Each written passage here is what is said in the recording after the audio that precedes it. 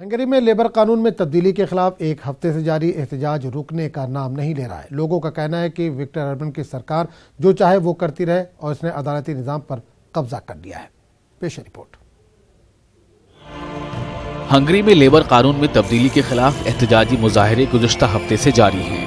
एहतजाजियों ने बुडापेस्ट की सड़कों पर उतरकर आइन बराए इत्फाल और रिश्वतखोरी पर वज़ीर आज़म विक्टर अर्बन की सरकार के खिलाफ एहतजाज किया। एक हफ्ते से जारी मुजाहरों से अपोजिशन पार्टी को एक मौका मिला और इन्होंने 10 साल से इक़्तिदार में कायम अर्बन को चैलेंज किया।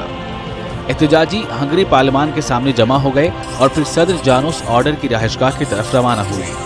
एहतजाजियों ने सदर की रिहाइशगाह बोदा कैसल की तरफ मार्च किया ताकि वो सदर जानोस ऑर्डर के उस फैसले के खिलाफ बगावत कर सकें जिसमें उन्होंने लेबर कानून में तब्दीली के बिल पर दस्तखत किए थे। Szerintem a rabszolgatörvénynél még fontosabb kérdés a közigazgatási bíróságok felállítása, ami az utolsó demokratikus bástyát dönti le. वहीं हंगरी अदालत मुल्क के सियासत, टैक्सेशन मुतालबात और इलेक्शन मामले जैसे कई केस में कार्रवाई करेगा। मतलब ये सब मामले जब अदालत के इख्तियार में रहेंगे तो लोगों की आज़ादी कुछ हद तक कम हो जाएगी। वज़ीर आज़म अर्बन ने इक़्तिदार में आने के बाद लगातार मुल्क की बहाली के लिए काम किया है। गैर मुस्तहकम पॉलिसियों से अर्बन की हुकूमत ने हंगरी की मईशत को कंट्रोल और इसको बेहतर करने की कोशिश की है। अर्बन के फिट्ज़ पार्टी इन कामों से मशहूर हो गई और अप्रैल में तीसरी बार मुल्क की बड़ी पार्टी बनकर सामने आई।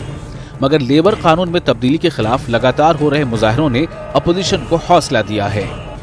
Bureau report, news 18।